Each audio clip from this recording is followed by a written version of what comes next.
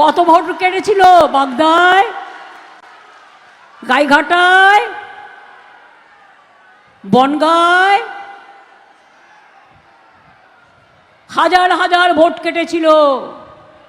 আমি নিজে সুপ্রিম কোর্টে গিয়েছিলাম, আর যখন ভোট কেটেছিল আমি বনগাঁ টাউনে গেছিলাম। হ্যাঁ, 90,000 ভোট কেটেছে হিন্দুদেরও। এখানে সংখ্যালঘুদের তো কেটেছে ছেড়ে দিন, কয়েক লক্ষ। হিন্দুদেরও ভোট কেটেছে। ভোটের আগে বলবে হিন্দু মুসলমান, আর ভোট বাক্সে শুনুন, ঘরে যদি আগুন লাগে সব আগুনে বাড়ি পুড়ে যায়, দোকান পুড়ে যায়।